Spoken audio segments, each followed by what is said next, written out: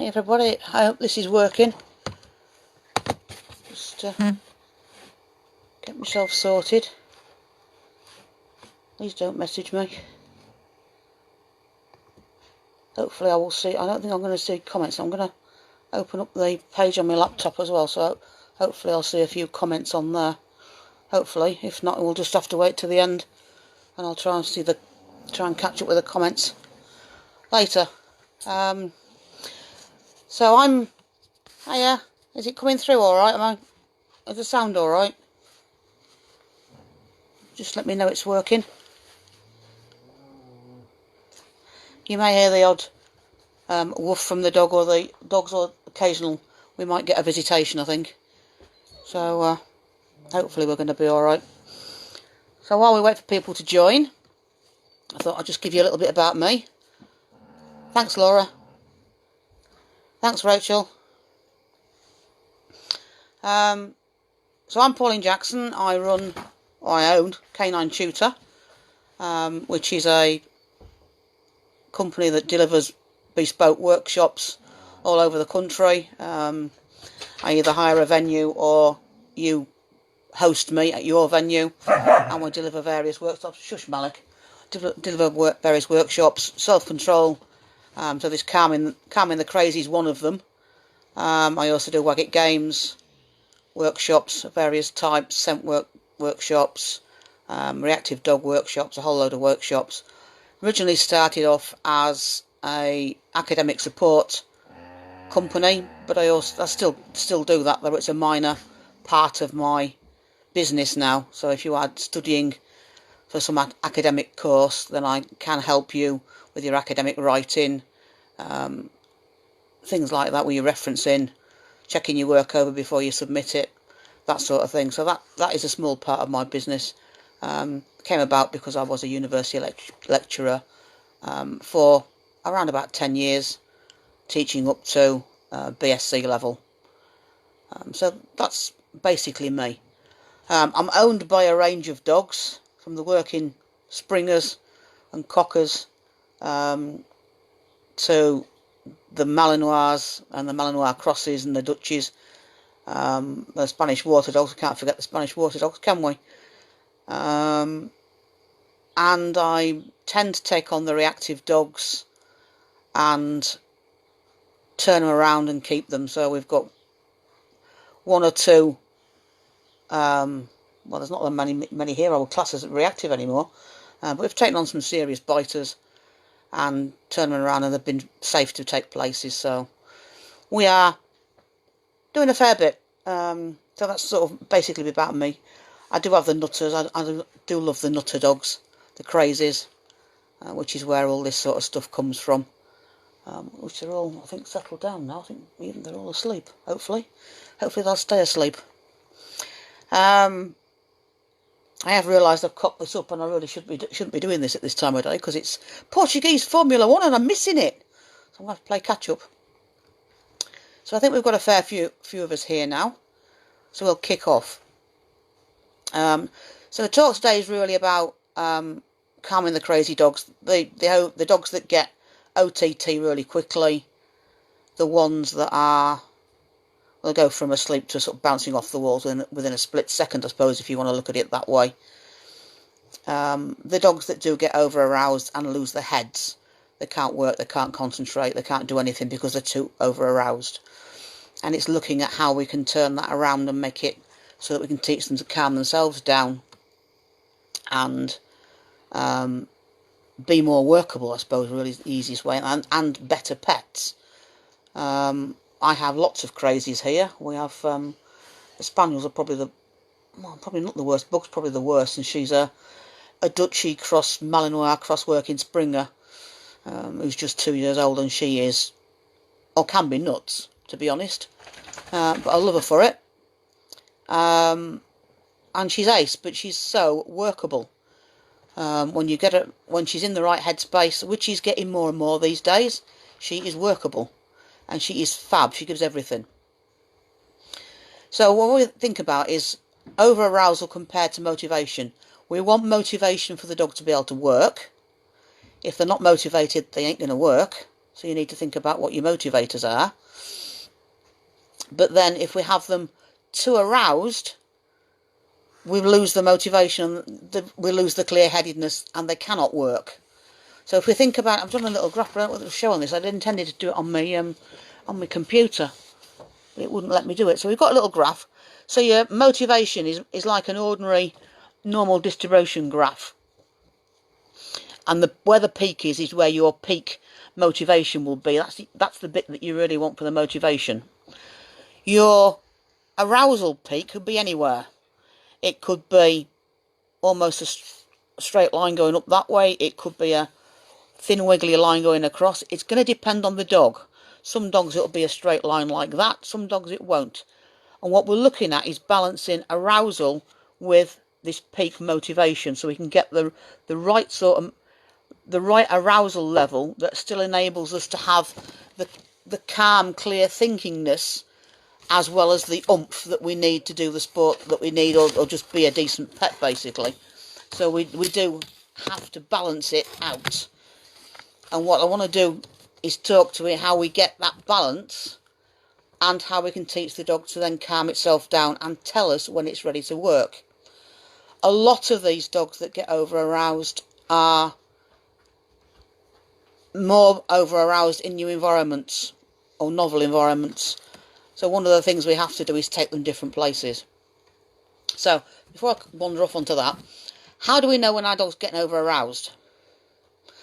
It might start squeaking, it might start barking, it might start ragging the lead, it might start bouncing off you, it might start biting you, biting the lead, snatching treats. Do you recognise any of your dogs in this? Running around like a loony? Getting zoomies? That's all signs that your dog cannot cope with the environment it's in, or with the training that you're doing at that time. They've lost their brains. Yeah?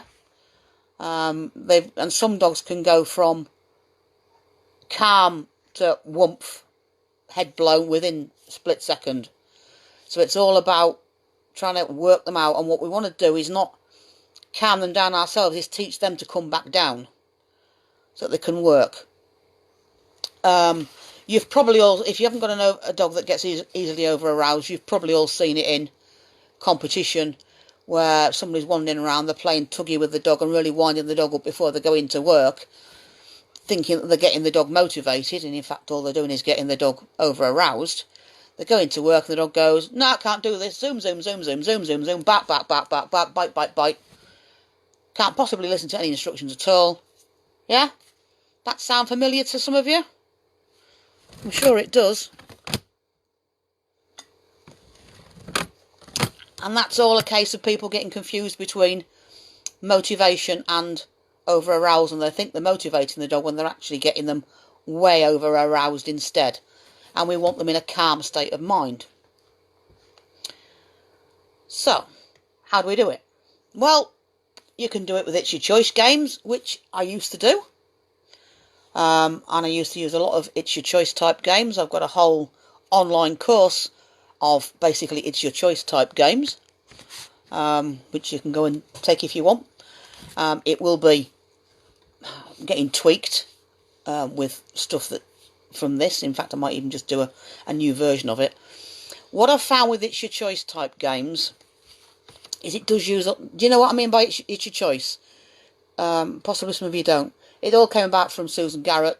And basically, if you have food in your hand and the dog approaches you, and only when the dog backs off does it get the food. Are you with me? That's an It's Your Choice type game. They do work with some dogs, but with these dogs that get over-aroused, it leads to an awful lot of frustration and more over-arousal. So you end up in a vicious circle, really. It does use negative punishment. Yeah, negative punishment. And extinction. So we're punishing the dog for coming near it by not letting it have the treats. And we're trying to extinguish the behaviour of it grabbing the treats. So you've got two things going on there. So it can be It can be difficult. I mean, Lara's been a nightmare for these sort of games. She's my working line German Shepherd, and she is a nightmare for this sort of game because she just doesn't get it, doesn't see the point. And if she can't have it, she'll just take it or try and take it, and she'll take your fingers as well. So that just doesn't work. So we have to think of a different way of teaching it. So what you do, or what I would do, I don't think I can demonstrate because I haven't got enough camera space. Is now if I'm teaching leave it, which is basically what Susan Garrett's doing, is I will have food in one hand or put food down in one place, and immediately offer the dog a treat from my other hand. So I've rewarded the dog for what I want it to do, rather than punishing it for what I don't want it to do. Are you with me? So I put my food there, set my food in my hand here. As I open that hand, I immediately feed the dog with my other hand. And I will continue doing that until the dog realises that food there is not for taking. So that will be take it, take it, take it, take it. That hand goes away, good dog. And then maybe next time I'll put the hand there, wait a second before I feed, and so on. So the dog's getting rewarded for doing the good stuff, rather than me snatching that, closing my hand and saying, no, you're not having that food because you've gone for it. So it's a different way of teaching the approach. Same with toys. If I'm playing with a toy with the dog, we'll play with a toy and I want to let go, which maybe chucks. No, that's not the example I want, sorry. Let me get my head straight.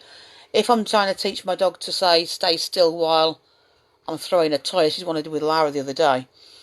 I asked her to lie down. I had the toy present. As I threw the toy, I fed her. The toy went out, I fed her. Then she was released to get the toy. Yeah? With me? So she's laid down, I ask her to lie down. I've got the toy in my hand. I feed her and throw the toy at the same time. That way she's getting rewarded for staying down, but the toy's out there. She's immediately released to go and get the toy. There's no waiting, just go and get it. Eat the food, go. After 10 repetitions, I could not have food in my hand. I could just stay down, throw the toy, and release her. And that's all it took, 10 repetitions. Okay, that's in the house. It's not outside, it was in the house. But it's still fairly quick to get that sort of response within 10 repetitions. No punishment for it. If she got up and went after the ball before I asked her to, then there was no punishment. There's nothing. Oh, well, tough, we'll just set up and do it again. That kept her arousal level down, because she can get very, very highly aroused with the ball chasing. But we also got the idea quite quickly of we will lie down and wait while the ball's thrown out there. And I wasn't having to go and place it, I was throwing it. And that was the other way of, it's the other way of doing it, if you see what I mean. So we're teaching the dog really what we want it to do, and then giving it the permission to go and do it. So that's really what we're after. Just check my notes here, because I'm sure I've forgotten something. So there's 2 examples for you. Another example was me playing with Bug earlier on today. And she picked up one of them purple rings. What are they called? Soft, sort of softish type things. I was chucking that for her. She brought it to me, and so I thought, oh, we'll play with this. She, again, gets quickly over-aroused, and she gets barky with it, which I don't want. She bounces off me, which I don't want. So what I wanted her to do was bring the toy to me, let go of it, sit until I threw it, and then go and fetch it. Or she could go as I threw it, depending on the cue. But I wanted that sitting, a little bit of calmness before I threw it. So she brought it to me. I asked for the sit first. Rewarded, as soon as she sat, she got her marker, and I threw the toy. Shush, Malik. Set her up again, and I asked for the sit a few times, threw the toy, and so on. What I was looking for was her sitting before I prompted. And that's what she did. It didn't take her long. She brought the toy back, gave it to me, sat, threw the toy again for her. So it didn't take long. Didn't count how many repetitions that one took, but it didn't take long. She did start to lose it a couple of times, and we did have to sort of calm her down, and we'll talk about calming her down now. Go to bed and shut up. Don't want no woofing and huffing under your breath, thank you, dogs. So, some of the things to really instill in your dogs is, oh, hello, go away, dog. I don't want you on my shoulder. I teach a sustained chin touch.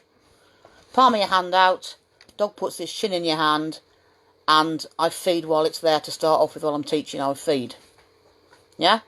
Then I gradually thin out the feeding till it's to try and get the extra duration. What I'm looking for, on my personal choice, is the dog puts the chin on the hand and they go absolutely still. Don't even get a tail wag.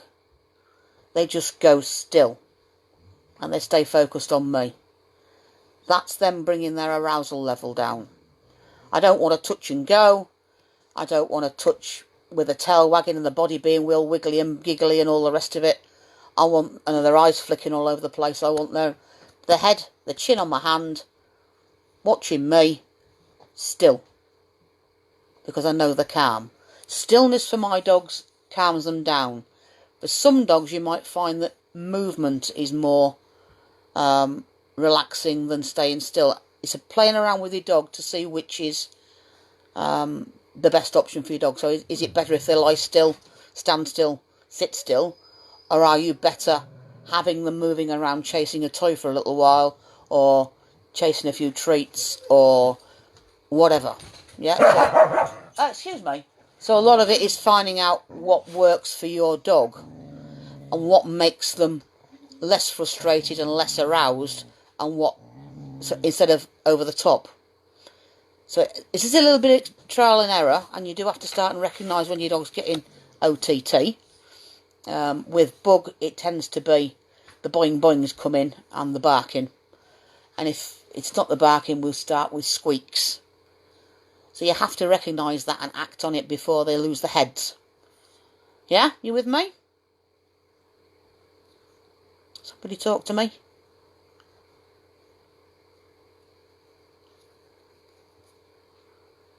No? Yes, we're getting a few likes and stuff. Yeah, okay, right. You with me? Fair enough. No questions so far.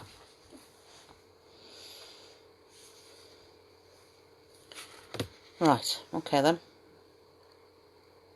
Yep. Okay, no questions. So I teach the hand touch.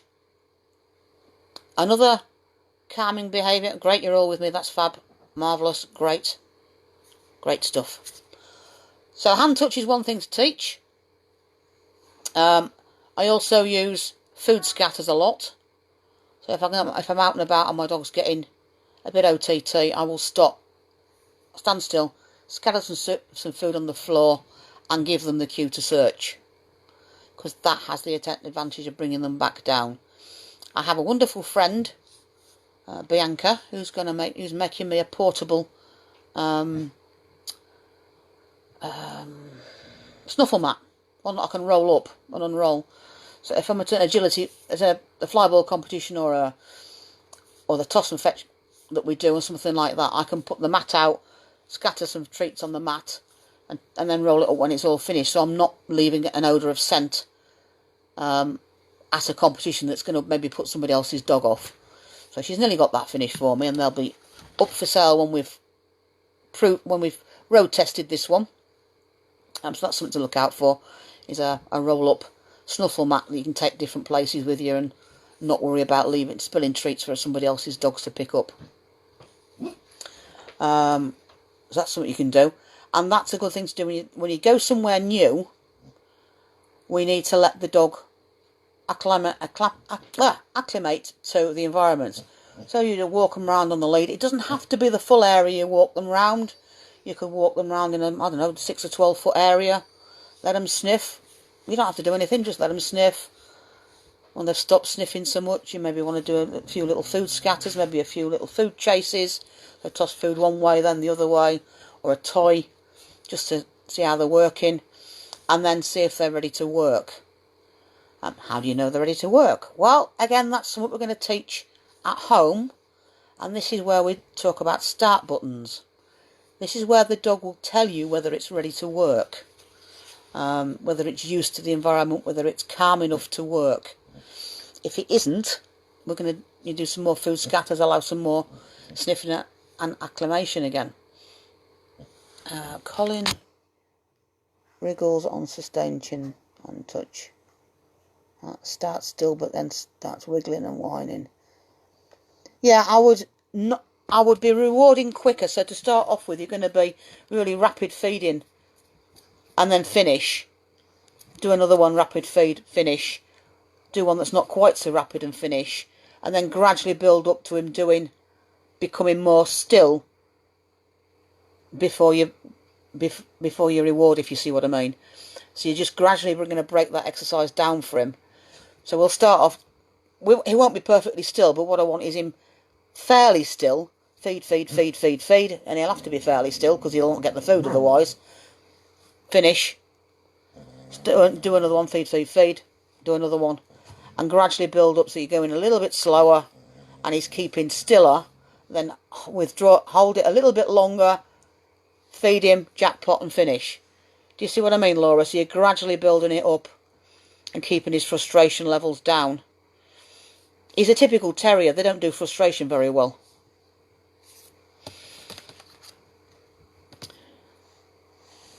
So, start buttons. Again, decide. Sometimes you will decide what you want as a start button behaviour. Sometimes it will be your dog that decides. If you're going to do maybe heel work, obedience, you maybe want to cue the dog to come to your side without actually saying heel. So you maybe just present your side and put your hand out slightly and invite the dog in to come to heel. If they're ready, they will come into heel.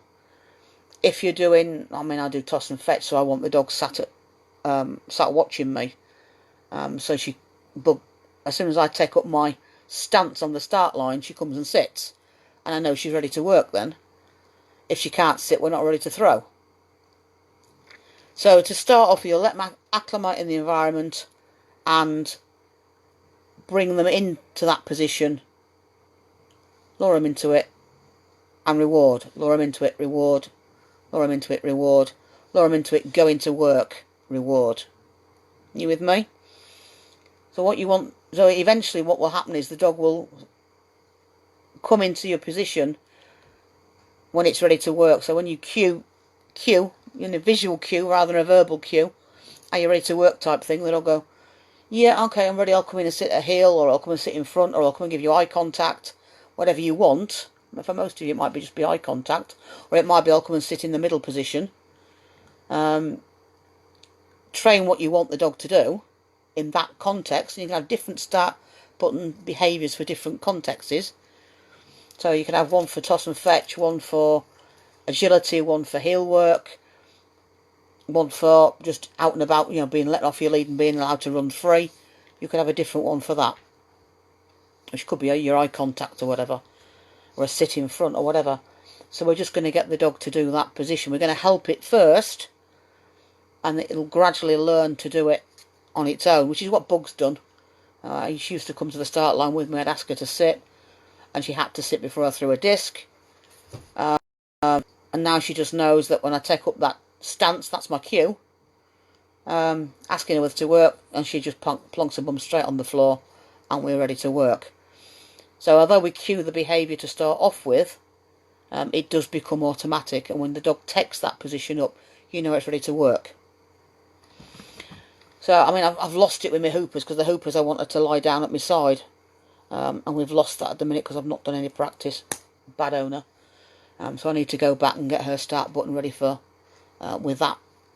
I need to change my stance, I think, to get her ready for that. I might have to think about that one, but I need to work that one out for hoopers.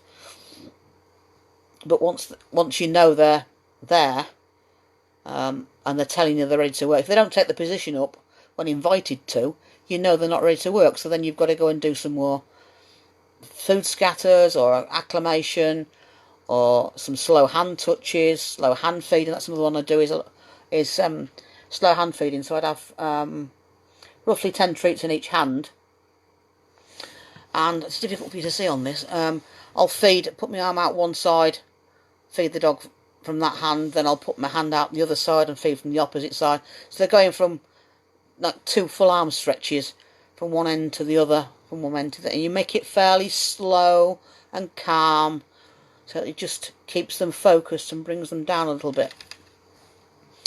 Another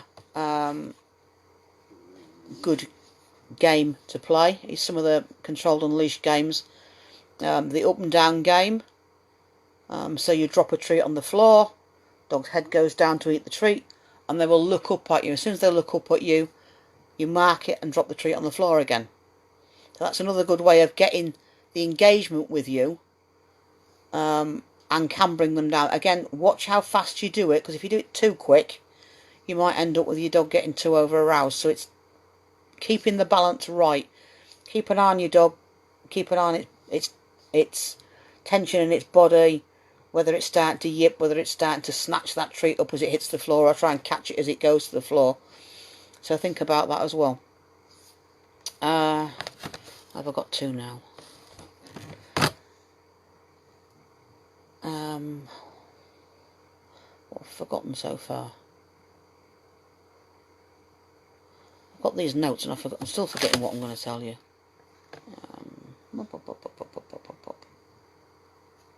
Right. What we think about as we talk about self-control, we talk about impulse control. Is it really the right term we want to be using? Or do we really want to be talking about stimulus control and putting things on cue and using markers to tell the dog what's right and what's wrong? I do use multiple markers, and I do suggest with these dogs that are usually aroused that you do use multiple markers. These markers will tell the dog, yes, that behaviour was right, this is the reward that's coming, and this is where it's going to be.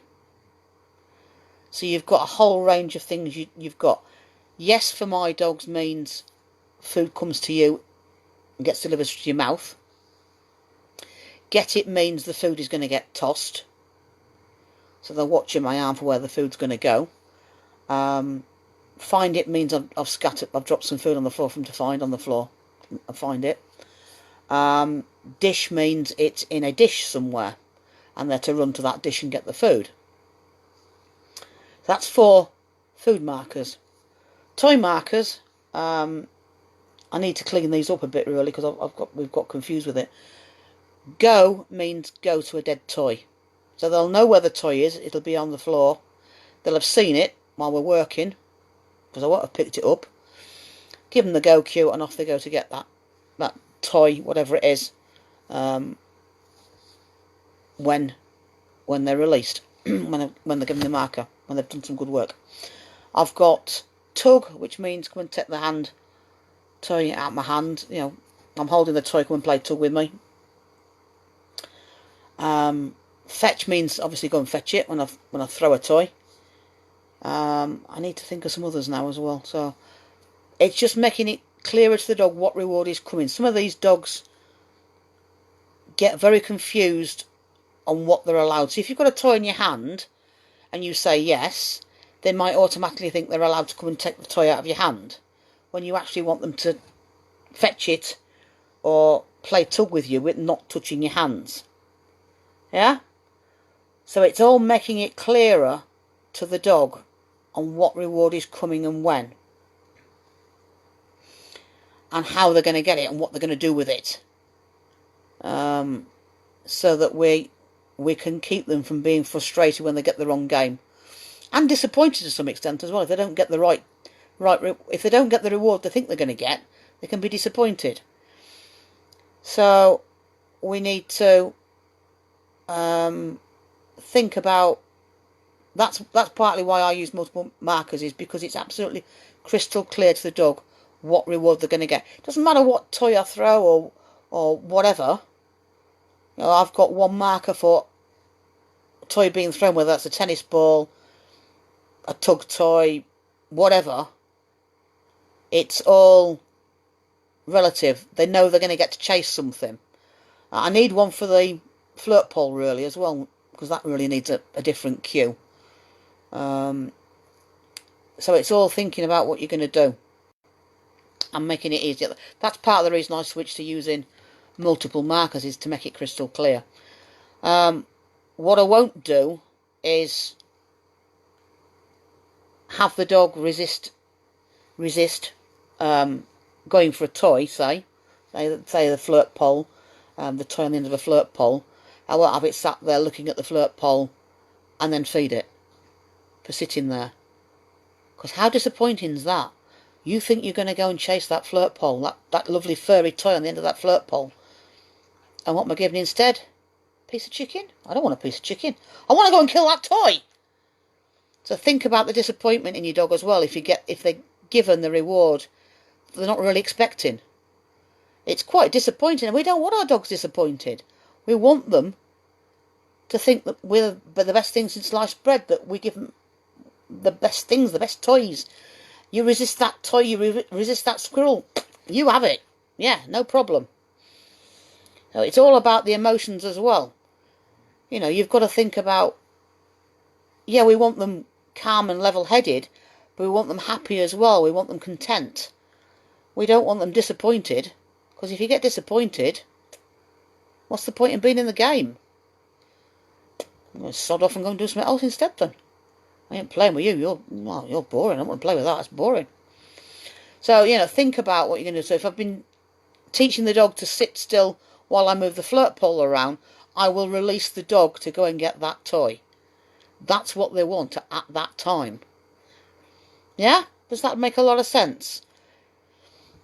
So same as if you're doing it with a tennis ball or something like that, you know, if the tennis ball is your dog's highlight in life, and you've just called it off the tennis ball, then I'm sorry, I'm going to throw another tennis ball. I'm not going to give it a piece of chicken or a lower level toy, because the dog's going to not want to play the game with me anymore. So it's got to be equal value. And if the dog won't leave a tennis ball, then we're not going to play with tennis balls to start off with. We're going to teach the out on a lower value toy and reward that out by letting them have the toy back. I'm not going to take the toy off them and give them a tidbit. That's boring. I'm going to give them that toy back. And then I'm going to work my way up the different value toys until I get back to that tennis ball or whatever's the highest value reward we've got, until I can get an out on that. So we're not disappointing the dog. You want that reward, you've come and fetched me that toy, you have that toy back when you've set out. And it's immediate, it's not out, da-di-da-di-da-di-da, oh there's your toy. It's out, throw, out, throw, out, throw. Straight off. So you're thinking the dog is getting that immediate reward. So you'd use your marker, or whatever mine will be fetch.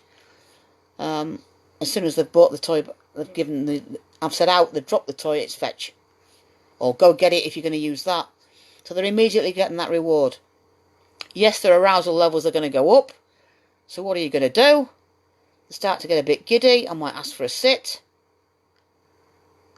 If that's not going to work, I might ask for a hand touch.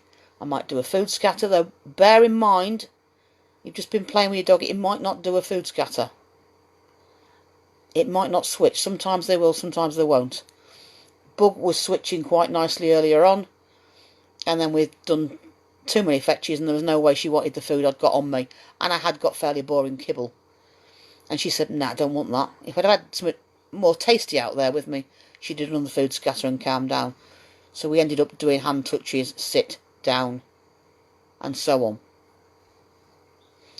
But we were just practicing fetch really on that one. So that's another reason, you know, to think about what you're doing and think about the disappointment in your dogs. Dogs do get disappointed. And I don't want my dogs disappointed. Have you got any questions on that? I'll have a quick slurp of coffee. Oh, somebody's paws are behind my back. There we go. No questions?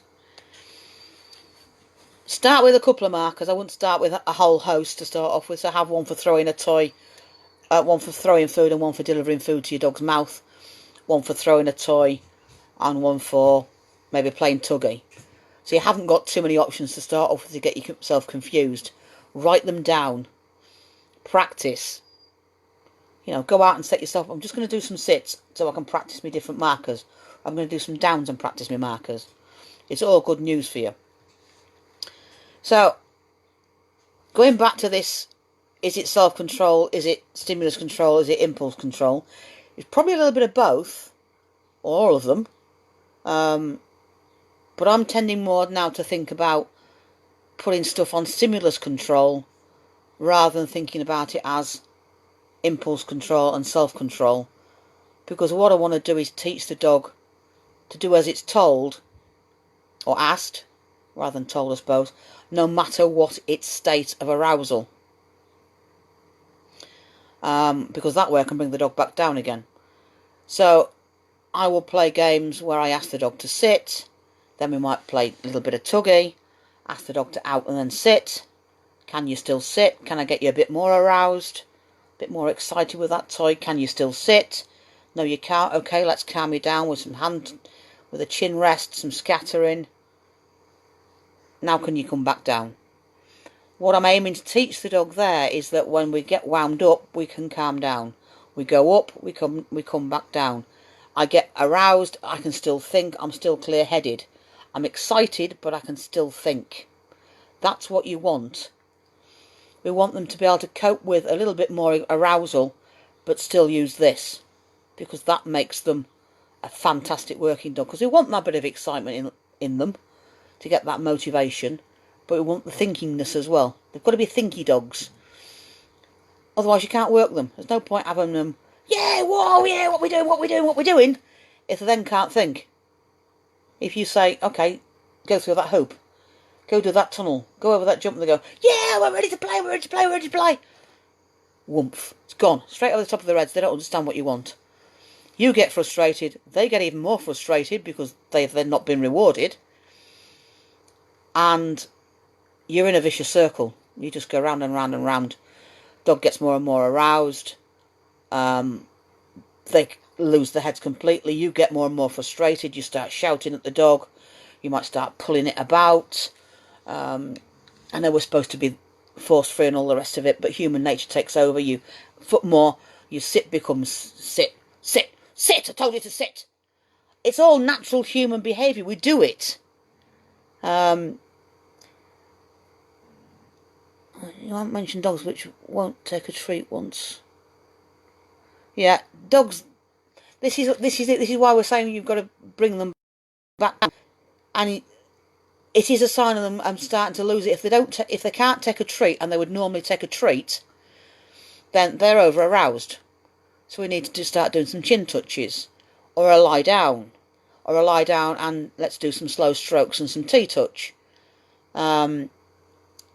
Because you've got to back down. They may redirect onto a toy, but you've got to bring them back down. And what you can do is if you start and play games with food, slightly exciting games, so tossing a treat, you can make them a little bit more interested in food when they're over aroused. I've forgotten who said it, but somebody said, eating is a behaviour. We need to teach our dogs to eat everywhere. No matter where we are, no matter how excited they are, we can teach our dogs to eat. It's a behaviour. So I would do food tossing games, because that gets the dog slightly more excited. They're still eating. Great, fantastic. Can we throw a treat for you to catch? Again, slightly more arousing, isn't it? So you can think of all sorts of different food games to play where the dog becomes more aroused but is still getting food as a reward. Just the same as we would do with toys. So that's a skill to teach all dogs, really, and I start from puppies, teach them to food chase, teach them to search, teach them to catch, whether it's food or toys or whatever. Teach them to run to a dish to go and get food, because again, that's quite exciting. And that can be part of their normal meal behaviour. And I race them to it as well, you can make it even more exciting by racing your dog to the food. You toss a treat, you race your dog to it. No matter what you're doing with it, race your dog to the food bowl, and then of course let them eat, let them win and let them eat. I'm not going to stand there and take the food away if they don't get there first. But I want to try and make food exciting, so that I know when they are aroused, they will take food. Because it's an important skill for them to learn, I think. And I will feed dogs everywhere, puppies when they go places. Make sure you don't just feed them in your car. You get them out and you put them on the ground and you feed them at the side of your car. Or you feed them at the side of the competition ring, if you're allowed, that is. Or further next to somebody else's car, or in the middle of the car park. So they get used to eating anywhere. Trevor and Colin. One question from Zoe. I'm just trying to catch up with this one. Both have a tendency to get excited that they throw behaviours at me, instead of listening to what I'm saying. If they look out and give me... What was that? Yeah. Zoe's questions about dogs that throw behaviours at you when you basically... I'm assuming you mean when you're shaping or stuff like that. Again, we need to make sure when we're doing shaping sessions that it's clear to the dog what we're asking them to do. So we're going to set the scene for the dog so that it can't do anything but what we want it to do. So I remove different objects, and if in between repetitions, stop your dog doing anything else. So I would be putting, say I'm teaching the dog to back up, and the dog backs up, comes forward to me, gets rewarded. While I'm getting my head in gear and getting myself thinking, the dog will have had a reward, but I will then stick a treat on its nose or ask it to sit or down while I get myself ready to do the next repetition. So they're not getting in a loop of doing other behaviours. So they're not going backwards, doing a bow, doing a paw wave, doing whatever. I've got one behaviour I'm working on, and that's the behaviour I'm going to set myself up to do and set the dog up to do. And I will prevent it doing anything else in between, if you see what I mean. Once they're on proper stimulus control, it's easy because you then just don't reward the ones that are off cue. But it's all about setting the stall up so that you don't get your dog frustrated, because a lot of the time what happens is there are thorough behaviour at us that have been rewarded before. We laugh and smile at them, so we've just rewarded that. Then we ask them to do something else, they do it, we come back, reward it, and before we've had time to even think what we're doing next, the dog's at us. So it's get yourself in the habit of, you do one repetition and then you set yourself back up again. And if you can't immediately go back into rewarding the dog, get the dog doing something else instead, or keep it stationary with a treat, so that it's not just chucking behaviours at you, because it's a hell of a way of getting the dog frustrated and over aroused, because it's not getting rewarded for these behaviours. So prevent the behaviours, basically. And only reward the ones that you want. So we're breaking the cycle, as it were. It's like, I'm trying to think of an example I've done recently. I was doing some scent work, and I wanted to put I was on my own and trying to film it, so I'm trying to put the treat in the container without the dog taking it. So I've got the dog doing a down, and I've got a treat nearby while I'm keeping it in the down, and as I'm reaching out and putting the treat in the tub, and then I'm turning the dog around and setting her up and sending her off to get the treat, to find the treat. So it's thinking about how you can break that loop. I think somebody's called it loopy training. So you do one repetition, set yourself back up again, so that you prevent the dog from doing anything else, anything other than the behaviour you want it to do next. Even if it means you say, right, lie down while I get my head in gear, get my treat out, get my next treat out, and whatever, sort my treat bag out, let's get sorted. It helps an awful lot with you getting your head clear, But the other thing to remember is go in with a plan. Go into every training session with a plan. So you go in and think, right, I'm going to spend 2 minutes or a minute working on this behaviour. Stop, play, move on to the next behaviour. So it's clear to the dog that that behaviour is now finished with. Let's work on this one. Have a little play in between new behaviours, just to make it that bit clearer for the dog as well. But I would, again, just stop them doing anything else in between, because it does get frustrating. When they get frustrated, arousal goes up and up and up and up and up, and you've lost your dog. So we've talked start buttons, we've talked about multiple markers, talked about making food more exciting and different toys. So what I would do now, once we've started to think about stimulus control, is I'll use an example with toys, and we'll go back and do one with food. So I'm going to my toy out, I'm going to play with my dog, ask for a sit, play with the dog a bit more, ask for a sit, play with the dog a little bit more, get a little bit more energetic in the game, and ask for a sit, or a down, or a stand, or a spin, or any behaviour. If they can't do that behaviour after I've played with them, I've got them to aroused. So I need to calm them down and set them up again, and practice and practice and practice, so that I can get them excited and then bring them back down. Excited, bring them back down, yeah? So we can get them really tugging hard, getting really, getting tapped on the side and all the rest of it, and letting them win and all the rest of it, and they come back, they chuck the toy at us, and we say sit, and they go, yeah, okay, fine, no problem. So that they're learning to be excited but still think. One thing I did forget to say is that there is, I forgot, again, I always forget what this bloody law is. There is a law that says that you will remember things in the environment you were taught. And that also implies to the emotions that you were taught. So if you're taught in a very calm environment, which most of us do to start off with, we start off at home, in a quiet environment, no distractions.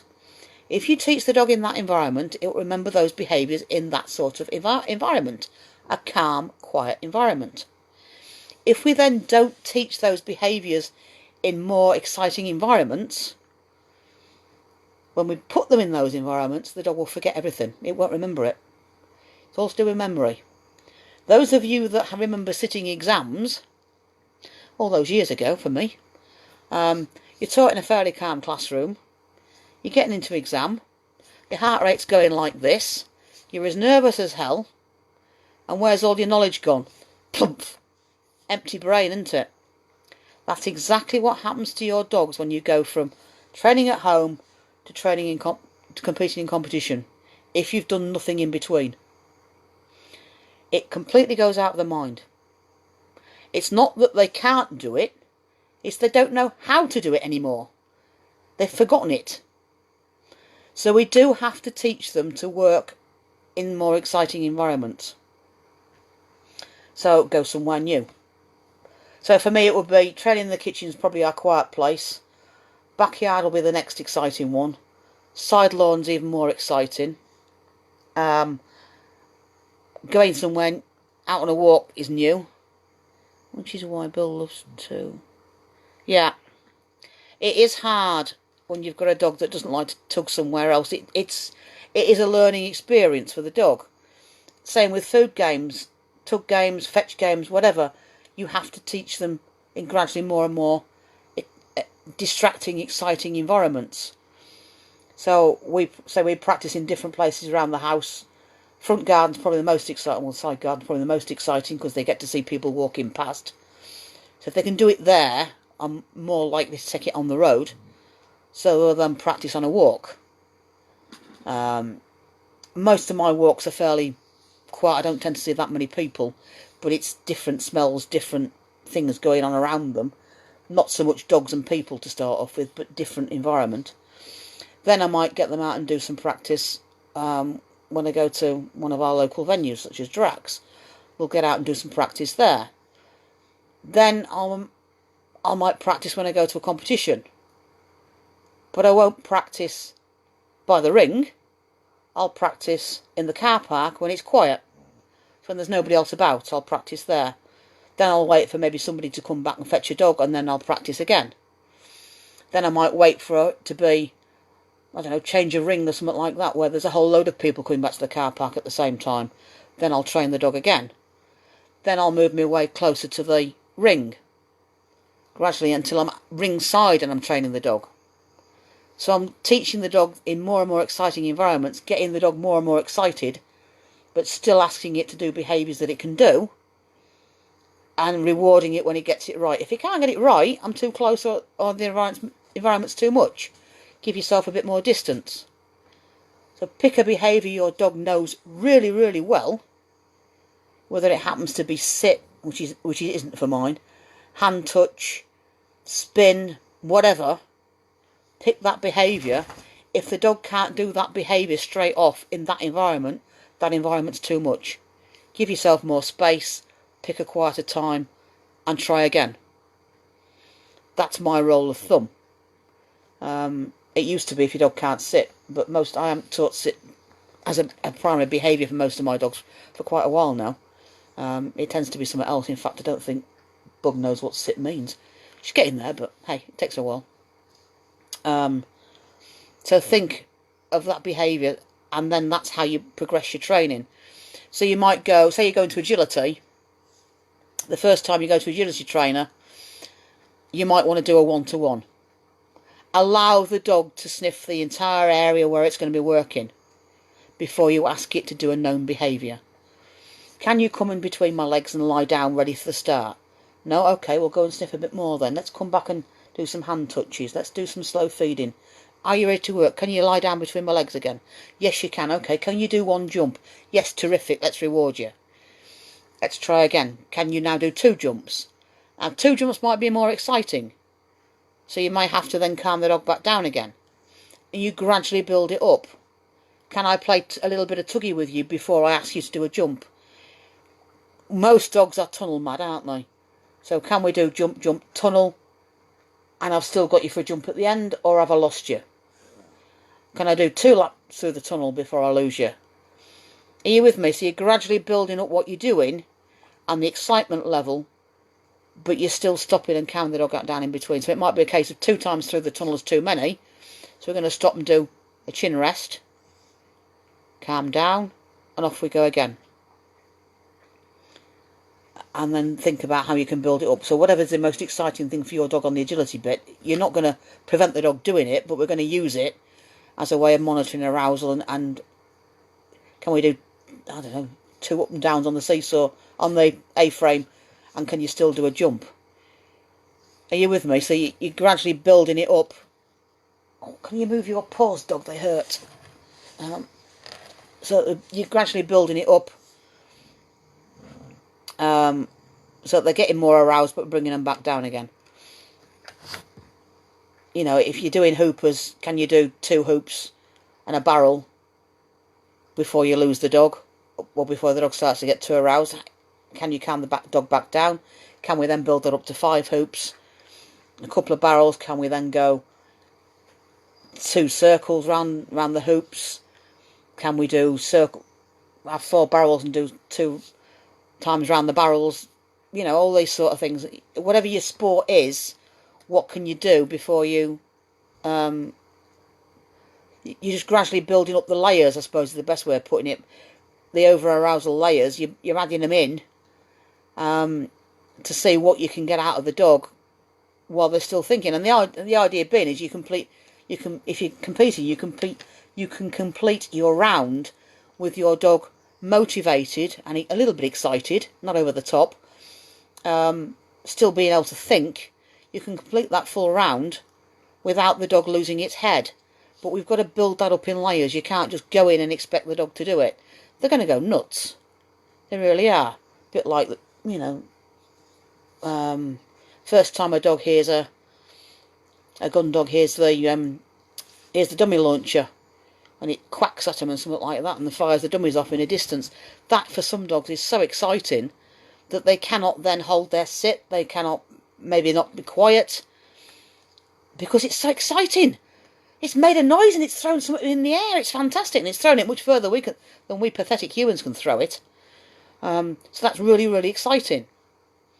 Now, do you wait until it's calmed down before you release the dog? Or do you then move it further away?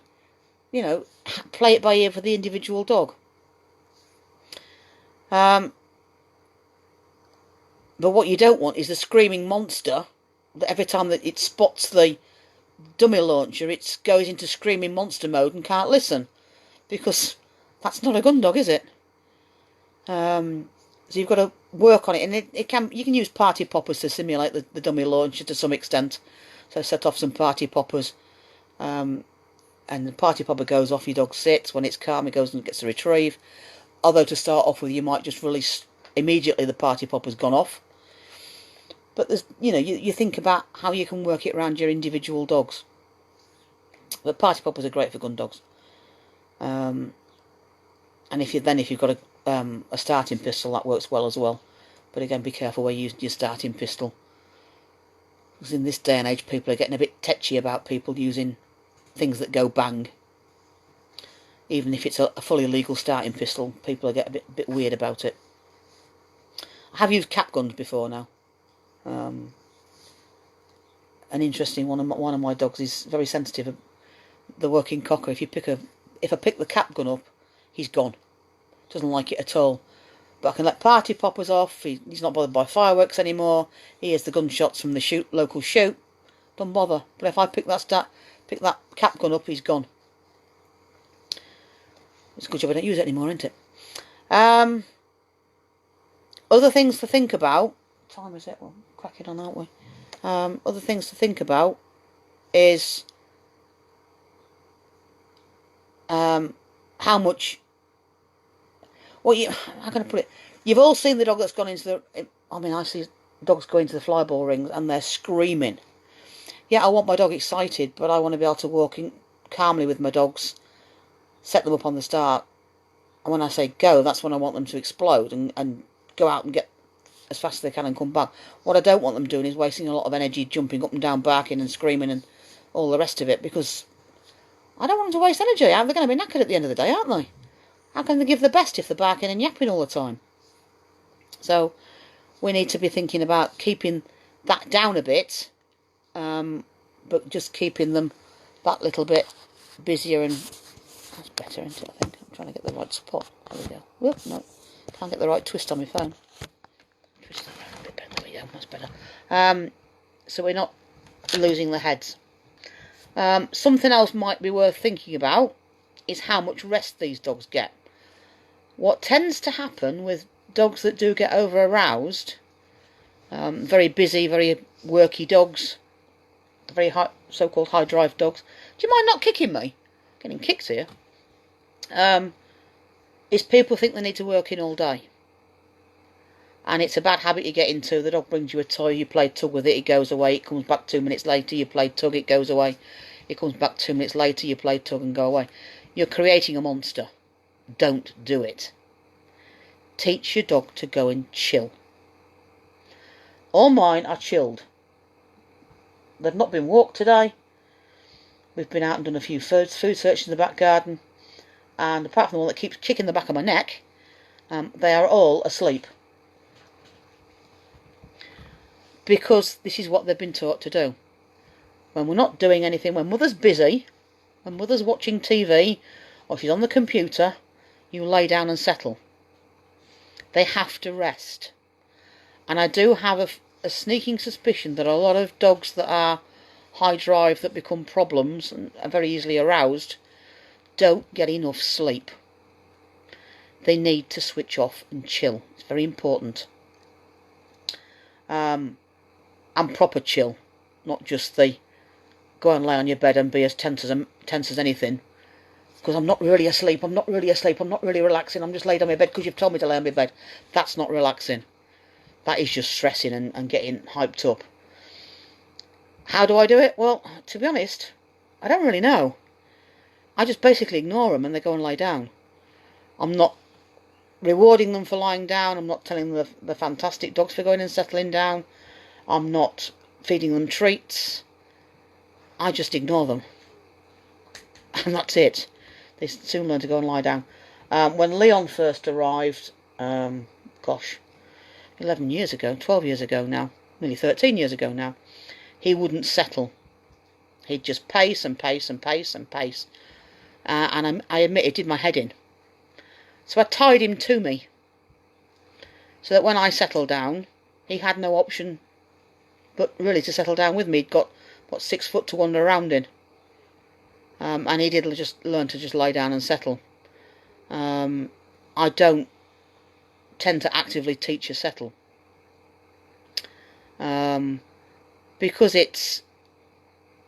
I find if you drop in treats, the dogs don't relax properly. If you clicker train, if you try and clicker train a settle, I don't think they settle.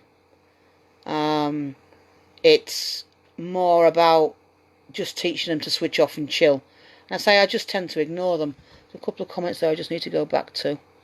Alright. Yeah.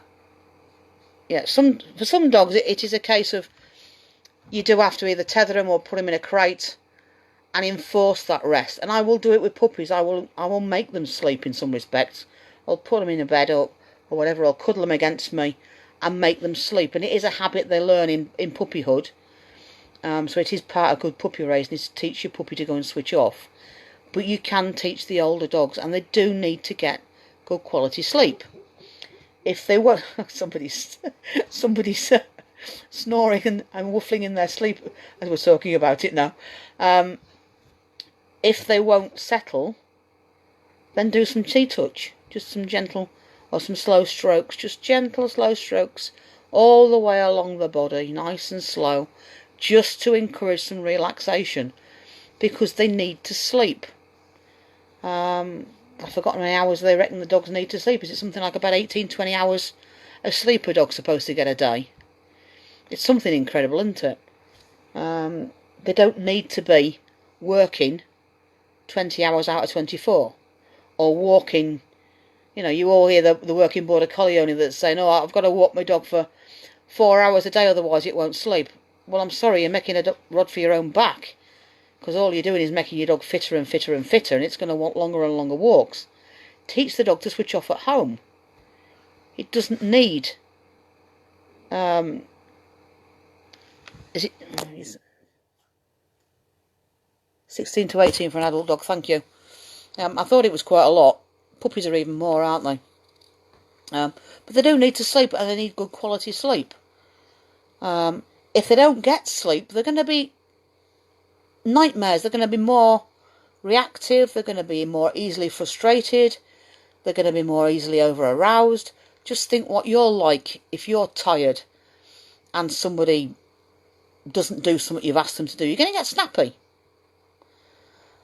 The other thing to do is think about, we know now there's a huge link between the gut and the brain.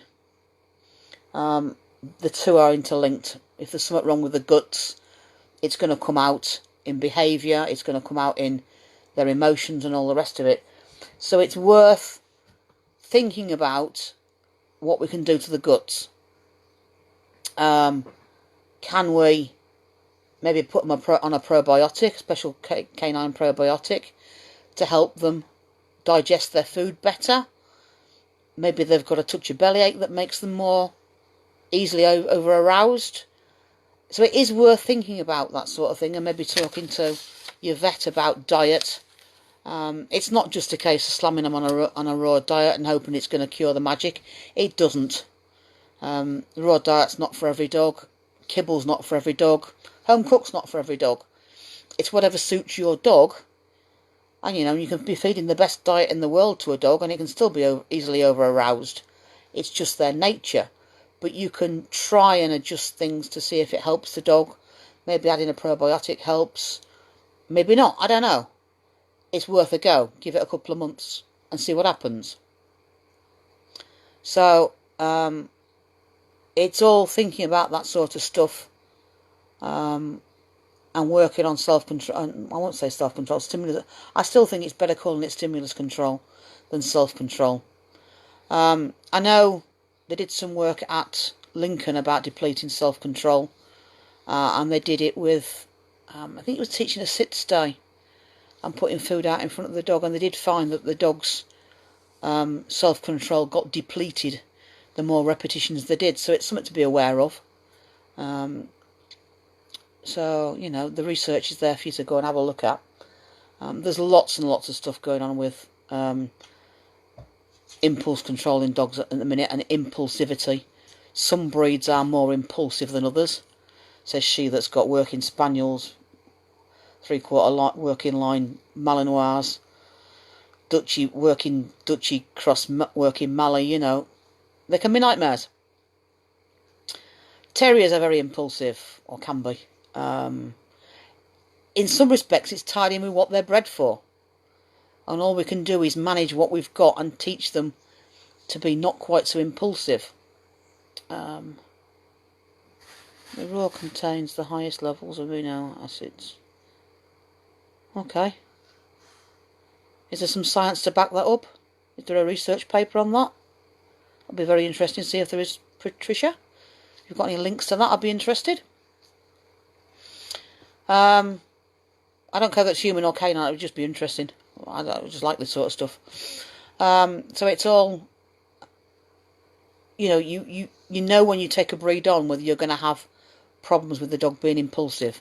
You know if you buy a working line Mallee, it's going to be mouthy, it's going to be easily over-aroused. But they don't have to be like that all the time.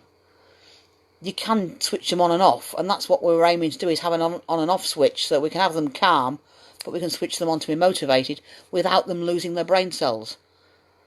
That's what it's all about, is having that thinkiness in the dog, as well as the motivation.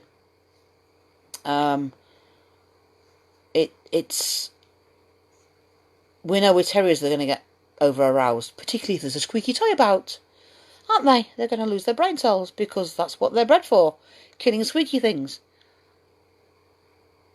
Yeah, that'd be great, thanks Patricia. I always like to go and read more research and learn more info. That'd be great, thank you. Much appreciated. I'm sure others would like to go and read something about that as well. So it's all, you know, you can work a terrier for a squeaky toy without it losing its head, but you've got to practice. You can work a terrier in presence of small furries or rabbits and whatever, and have the dog work. It is possible. But it is work, and there's no shortcuts, guys. I'm sorry, guys. There is really no shortcuts. Some of it is quick and easy, and the dog will get the game straight away. Some of it isn't.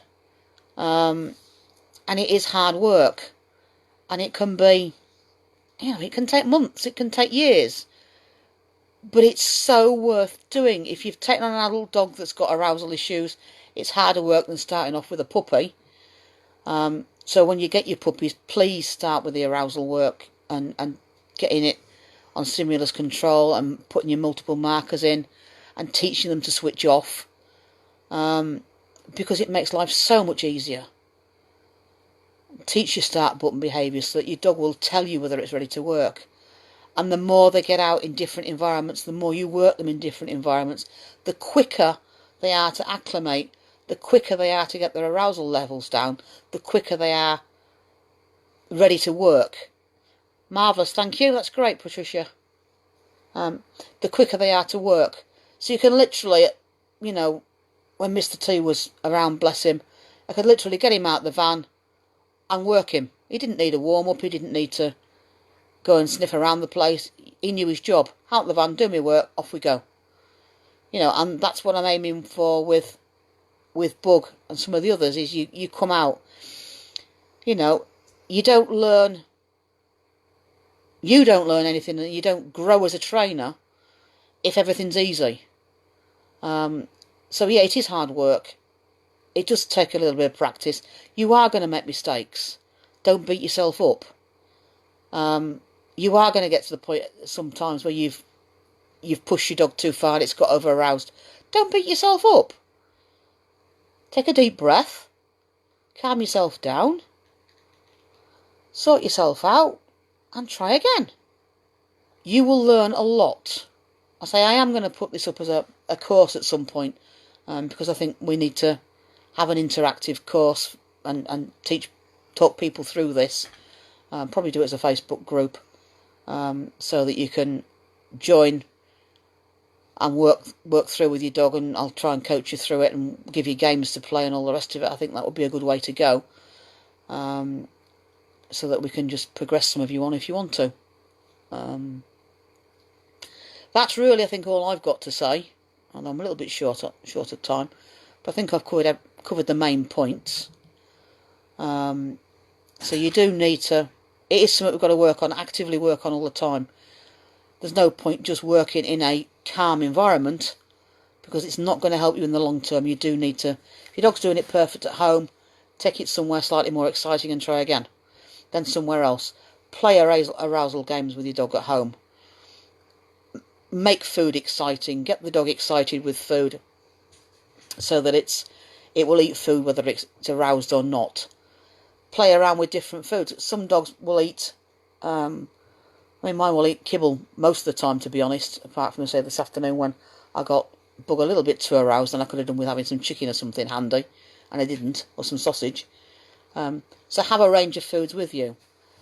Something else to be aware of is what you inadvertently cue the dog as well. So if you come to one of my workshops, you'll have spotted me doing this. I'm a bugger for telling people off to keep their hands away from their treat bags until they're ready to reward, because you're cueing the dog that something's coming. You don't want that. You want something. You've got to keep it clean. So keep your hands away from your food, whether it's in your pocket, in your bum bag, on a workplace or whatever. Keep it clean, because you're messing your training up. Because a lot of dogs, as soon as you put your hand near your treat bag, will do an automatic sit or an automatic watch me. We don't want that. Think about it. Video yourself all the time. You don't have to show anybody else the videos, but video your training. Spot what your dog's doing. Spot what you're doing. Have I caught you out, Katie? Yes, I had to go around and shout at people, I'm sorry. Video yourself. Watch what you're doing. Watch how your dog reacts. See if you've spotted when your dog's starting to get over aroused. Watch. You soon start and spot the slightest bits of arousal. With Bug, it's going to be a squeak and a bounce. You'll spot the body getting more tense, maybe. So start and really observe your dog. You can play your videos back in slow-mo, which is great. You really start and see what's going on. Lay down, dog, and shush. So you need to watch your videos, because it really does teach you an awful lot about what you are doing and how your dog may have got confused with what you've asked it to do. Which, again, if it's getting frustrated because it's not been rewarded for something it thinks you've asked it to do, your arousal levels are going to go up. So be very clear on what you're doing and what you're not doing. So you don't drive it. You're not standing there with your hand hovering near your treat bag as you try and give a cue, because you've just overshadowed that cue. The dog's watching the treat bag hand, not the cue you've given it. Are you with me? So it is very much worth videoing yourselves, so you know what you're doing. And yes, you can turn an adult dog around that you've accidentally taught to be easily over aroused. It takes longer than it does with a puppy, but is achievable. We're getting there. Mint's hard work, because she's the Dutchy Cross Mallee, and she's not been the easiest of dogs, I have to admit, and she does get very easily aroused, and she's very environmentally aware, which doesn't help. But we can now go out and play food chase games in different environments, even in the middle of a flyball tournament, with dogs barking around everywhere. We can fetch her food toy now in those sort of environments. So we are getting there. We can work and play tuggy when there's another dog being worked nearby. It takes time, but we're getting there. Any other questions before I finish this? If you think of anything else afterwards, just pop a comment in the event thingy, and I'll try and answer them for you. I'll try and put some videos up at some point as well for you, some little videos of some of the the games and stuff we've done with Bug, and what she used to be like and what she's like now, because she's changed a lot in 2 years, and I'm hoping she's becoming a really good dog to work now. She was a nightmare as a puppy. Thank you, Zoe. I'm glad you enjoyed it. No questions? Glad you enjoyed it, Amy. You've already done some of this, haven't you, with your boy?